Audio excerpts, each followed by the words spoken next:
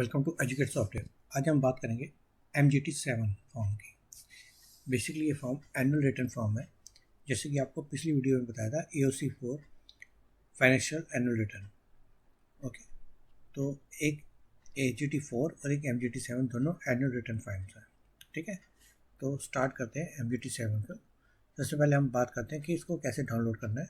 तो आप सेम वही MCA की साइट में जाएंगे और आप वहाँ से डाउनलोड कर सकते हैं। यहाँ पे mca.gov.in की साइट में जाएंगे, कंट्रोल F करेंगे और AOC MGT 7 टाइप करेंगे और ये आप फॉर्म डाउनलोड कर सकते हैं। इसके अंदर जैसा कि मैंने पहले ही बताया था कि सारे फॉर्म्स जिप फाइल में डाउनलोड होंगे और उसको आप अनजिप करके आप उसको यूज़ कर सकते हैं। आप अनजिप करेंगे तो आपके सामने इस तरीके का फॉर्म आपको शो होगा MGT 7। ओके, तो स्टार्ट करते हैं। सबसे पहले आएगा आपका सिन नंबर। आपने सबसे पहले अपने सिन नंबर कंपनी का डालना है और उसके बाद प्रीफिल में क्लिक करना है। ये प्रीफिल तभी काम करेगा जब आपका नेट कनेक्शन ऑन होगा। ओके, बाकी सब चीज़ें ऑटोमेटिक आपकी फिल हो जाएंगी। पैन नंबर आपको मैन्युअली डालना पड़ेगा।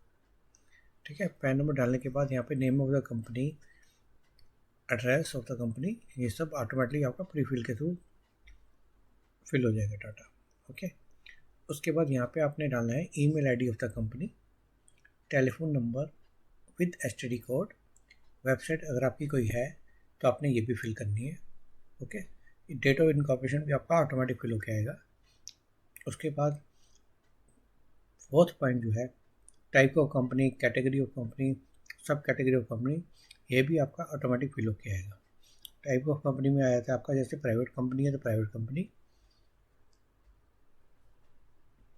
कैटेगरी ऑफ कंपनी में आपका कंपनी लिस्टेड बाय शेयर है तो कंपनी लिस्टेड बाय शेयर्स जो नॉर्मली होती हैं, और सब कैटेगरी में आपका इंडियन नॉन गवर्नमेंट कंपनी, ये ऑटोमेटिक सिलेक्ट हो गया है। ओके, चलिए आगे बढ़ते हैं। उसके बाद आएगा whether company is having share capital, yes और नो। ठीक है, ये भी आपका ऑटोमेटिक फिल होकर आएगा। Whether share listed on recognised stock exchange, अगर आपकी पब्लिक लिमिटेड कंपनी है तो आपका यस आएगा ऑटोमेटिक, अदरवाइज नो आएगा। ठीक है, आपको जो फिल करना है डाटा यहाँ से फिल करना है। पॉइंट नंबर 7 से फाइनेंशियल ईयर, जो आपकी एनुअल रिटर्न है आप कौन से फाइनेंशियल ईयर की फाइल कर रहे हैं वो आप यहाँ पे डालेंगे। 1 अप्रैल जैसे कि 2019 टू 1 अप्रैल या 31 मार्च 2020। ओके, उसके बाद जो 8 पॉइंट है वो है आपका वेदर AGM हेल्ड, अगर हुई है तो यस करेंगे, अदरवाइज आप नो करेंगे। वैसे नॉर्मली AGM होती है तो आप यस ही करेंगे, और यहाँ पे आप डेट ऑफ AGM डालेंगे।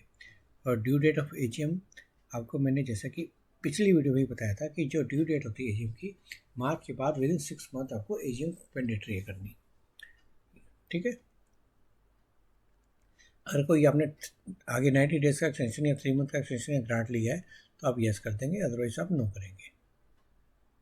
ठीक है, ये तो सब आपका यहाँ था, जो जैसे कि आप पिछली वीडियो में भी आप देख चुके हैं फॉर्म फिल कर कैसे करते हैं। अब आते हैं अदर्स डिटेल की तरफ।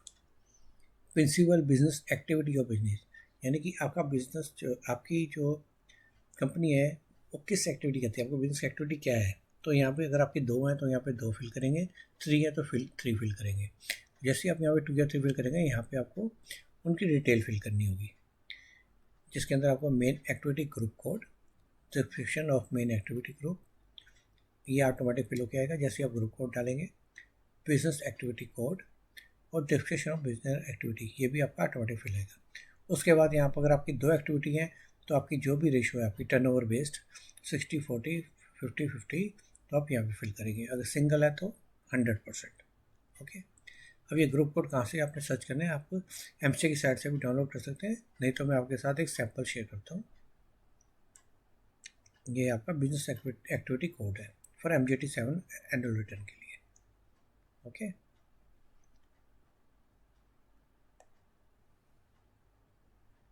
ये देखिए मैं आपके साथ कंप्लीट शेयर कर रहा हूँ।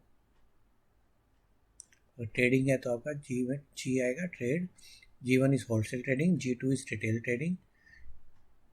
इसी तरह आपका H आ गया ट्रांसपोर्टर है, जो भी आपके रिलेटेड सर्विसेज है आप इसमें से आप उसको चूज़ कर सकते हैं। ओके,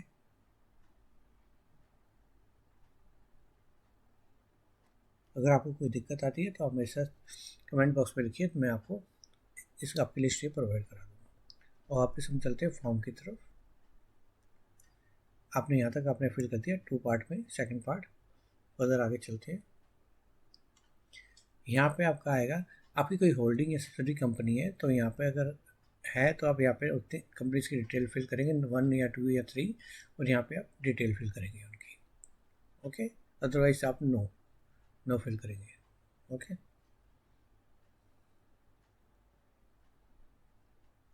उसके बाद नेक्स्ट है आपका शेयर कैपिटल, डिबेंचर, अदर्स की डिटेल्स।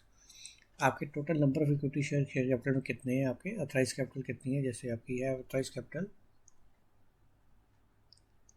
10,000 है, तो यहाँ पे 10,000 लिखेंगे। यहाँ पे इशूड कैपिटल भी 10,000 है, तो 10,000, ठीक है। यहाँ पे आप सब्सक्राइब कैपिटल लिखेंगे 10,000। पेड कैपिटल आपकी अगर 10,000 है तो 10,000, कम में या ज़्यादा है तो आप यहाँ पे ज़्यादा से फिल करेंगे। यहाँ पे आप अमाउंट्स में total amount of equity share 1 lakh, 1 lakh, 1 lakh and 1 lakh, ये एग्जाम्पल के लिए मैं बता रहा हूँ आपको, ठीक है। उसके बाद आपके नंबर ऑफ क्लासेस आप फिल करेंगे कि क्लास ऑफ शेयर कितने हैं आपके। अगर आपका एक ही है तो 1, नंबर ऑफ इक्विटी शेयर यहाँ पे नंबर्स डालेंगे, कितने इशूड हुए, इशूड कैपिटल कितनी है, सब्सक्राइब कैपिटल कितनी है, पेड अप कैपिटल कितनी है। ओके, और ये आपका नॉमिनल वैल्यू पर शेयर यानी कि 10 रुपीज़ है तो 10 रुपीज़, अगर आपका 100 है तो 100 रुपीज़, ठीक है। नॉर्मली 10 रुपीज़ ही होते हैं। और यहाँ पे आपका प्रेफरेंस शेयर, अगर आपका कोई प्रेफरेंस शेयर कैपिटल भी है तो यहाँ पे आप उनकी डिटेल डालेंगे, ठीक है। उसके बाद नेक्स्ट है आपका नंबर ऑफ क्लासेस, यहाँ पे आप डालेंगे नंबर ऑफ क्लासेस आपकी, authorise capital, issued, subscribe and paid capital.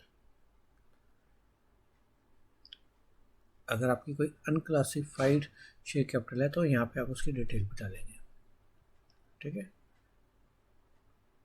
यहाँ पे आपका आ जाएगा ब्रेकअप, जो आपने फिल किया उसका ब्रेकअप, की बिगनिंग में कितना था, इंक्रीज के ड्यूरिंग में कितना हुआ या डिक्रीज कितना हुआ, और क्लोजिंग बैलेंस। ओके,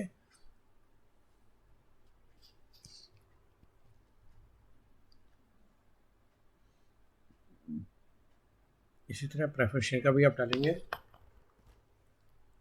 इंक्रीज कितना हुआ प्रेफरेंस शेयर में, डिक्रीज कितना है, और क्लोजिंग कितना है बैलेंस, ठीक है। और उसके बाद आप ये डालेंगे यहाँ पे कोई आपने अगर स्प्लिट किए हैं शेयर्स, यानी कि अगर आपकी वैल्यू 100 रुपीज़ की थी पर वे अगर उसको स्प्लिट करके 10 रुपीज़ कर दी है, 10 पार्ट्स में स्प्लिट कर दिए, तो यहाँ पे आप उनकी डिटेल डालेंगे। ओके, जैसे आपने शेयर्स की डिटेल डाली है, इसी तरह यहाँ पे आप डिबेंचर्स की डिटेल डालेंगे आप। ओके, अगर कोई ट्रांसफ़र है तो यहाँ उनकी ट्रांसफ़र की डिटेल भी आएगी ड्यूरिंग द ईयर। ओके, ये आपकी डिबेंचर की डिटेल। अगर आपने कोई डिबेंचर इशू कर रखे हैं नॉन कन्वर्टेबल, पार्टली कन्वर्टेबल या फुली कन्वर्टेबल। नॉन कन्वर्टेबल यानी कि जो कि आपके शेयर में कन्वर्ट नहीं होंगे, तो यहाँ पे उनकी डिटेल आएगी। जो कि कुछ पार्ट आपका शेयर में कन्वर्ट हो जाएगा तो यहाँ उनकी डिटेल आएगी। और अगर फुली कन्वर्टेबल है यानी कि जो बाद में शेयर में कन्वर्ट हो जाएंगे, तो आप यहाँ पे उनकी डिटेल आएगी आपकी। ओके,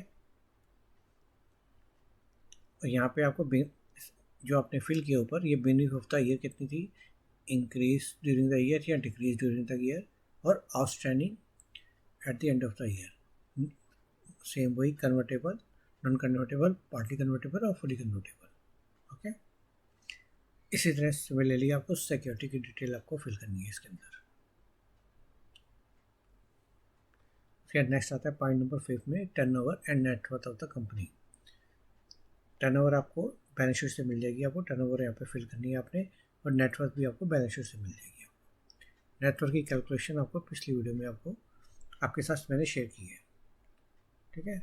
यहाँ पे आप फिल करेंगे नंबर ऑफ प्रमोटर कितने हैं आपके, तो यहाँ पे नंबर ऑफ प्रमोटर आप फिल करेंगे at the beginning of the year और at the end of the year. Okay, जो 8 पॉइंट है उसमें आएगा आपका detail of directors and key managerial persons. तो यहाँ पे उनको डायरेक्टर्स की डिटेल आएगी। इसको 2 पार्ट में डिवाइड किया है, एक एग्जीक्यूटिव, नॉन एग्जीक्यूटिव, ठीक है। Beginning of the year, and of the year, और परसेंटेज, यानी कि एग्जीक्यूटिव में यानी कि जो कि आपके मैनेजमेंट का पार्ट भी है, तो यहाँ पे उनकी डिटेल आएगी, कितने हैं आपके, एंड ऑफ द ईयर कितने थे, और उनकी जो परसेंटेज शेयर होल्डिंग है वो कितनी है आपकी। ओके,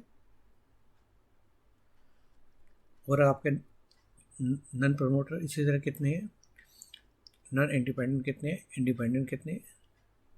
उसके बाद नॉमिनी डायरेक्टर्स और रिप्रेजेंटेटिव कोई हैं तो आपको उनकी डिटेल भी आपकी आएगी, जिसमें bank and FPI, investing institute, government, small share holder या अदर्स।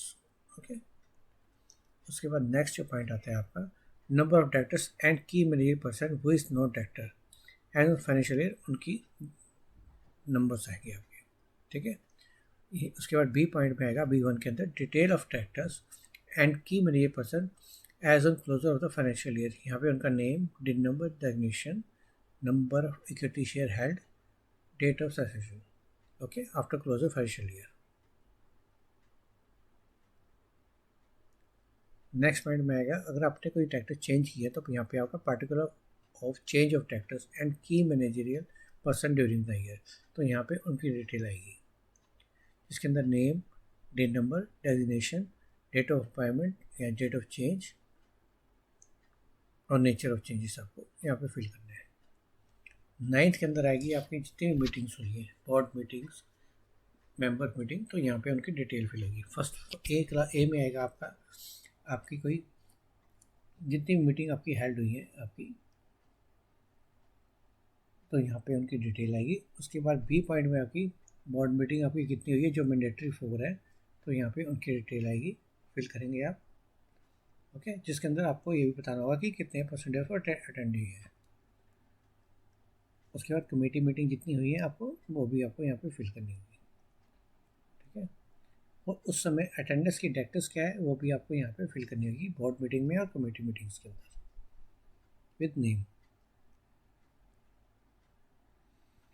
उसके बाद अगर आपको रेम्युनरेशन दे रहे हैं तो यहाँ पे उनको रेम्युनरेशन की डिटेल देनी है, और रेम्युनरेशन किसी भी शेप में हो सकती है, सैलरी या कमीशन की शेप में, तो यहाँ पे आपको उनकी डिटेल देनी पड़ेगी जिन डायरेक्टर को आप रेम्युनरेशन पे कर रहे हैं।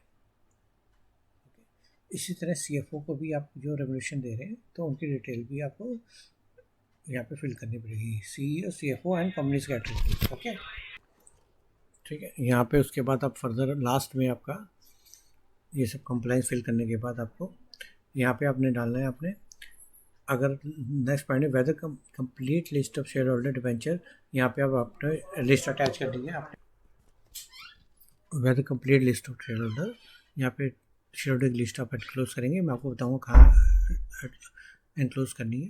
ठीक है, उसके बाद यहाँ पे डिक्लेरेशन यहाँ पे फिल करने है, यहाँ पे आपका रेजोल्यूशन नंबर आएगा, डेट आएगा, जिस देश पर रेजोल्यूशन पास हुआ है, यहाँ पे आपके डायरेक्टर्स के DSC अटैच होंगे, और यहाँ पे कंपनी सेक्रेटरी के DSC अटैच होंगे।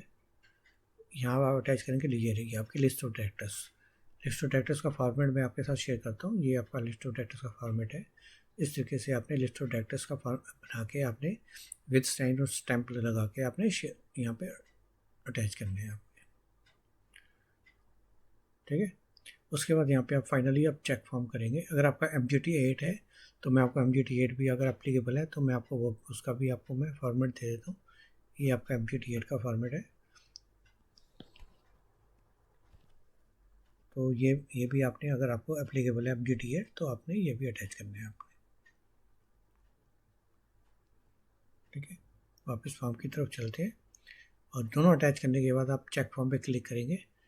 अगर कोई एरर होगी तो आपको वो बता देगा, अगर कोई एरर नहीं है तो आपका प्री स्क्रूटनी बटन इनेबल हो जाएगा। उसके बाद जैसे ही प्री स्क्रूटनी बटन इनेबल होता है तो आप DSC अटैच करेंगे दोनों, उससे पहले नहीं। अटैच करने के बाद आप प्री स्क्रूटनी पे क्लिक करेंगे, और उसके बाद आप इस जो फाइल है, फॉर्म है, उसको सेव कर देंगे। सेव करने के बाद आप लॉगिन ID एंड पासवर्ड के थ्रू आप MCA की साइड में जाएंगे, ओपन करेंगे और ये फाइल को अपलोड कर देंगे आप। तो ये है आपका फॉर्म नंबर MGT 7। ओके, इसके अंदर आपको मैं थोड़ी सी और डिटेल आपके साथ शेयर करता हूँ। जो इसकी ड्यू डेट होती है MGT 7 की, वो होती है within 60 days from the date of AGM। Okay, और जो इसकी फी स्ट्रक्चर है उसका, अगर शेयर कैपिटल बेस्ड है, लेस देन 1 लाख पे 200 rupees, 1 lakh to 5 lakh below से 300, 5 लाख टू 25 लाख बिलो पर 400, 25 लाख टू 1 करोड़ बिलो 500 और 1 करोड़ और मोर पर 600 रुपीज़ है। और अगर आपकी लेट फाइलिंग भी पेनल्टी जो है वो आपकी आती है 100 रुपीज़ पर डे की और maximum to rupees 5 lakh rupees. Okay, ये तो आपका MGT7। अगर आपको कहीं कोई दिक्कत आएगी फिल करने में तो आप मुझे कमेंट बॉक्स में लिखिए, तो मैं आपके साथ उसका ज़रूर इसको मैं रिप्लाई करके उसको रिजॉल्व करने की कोशिश करूँगा। और मेरे चैनल को लाइक और सब्सक्राइब जरूर कीजिए ताकि मैं आपके लिए ऐसी वीडियो और भी ला सकूँ और आपके साथ शेयर कर सकूँ। Thank you.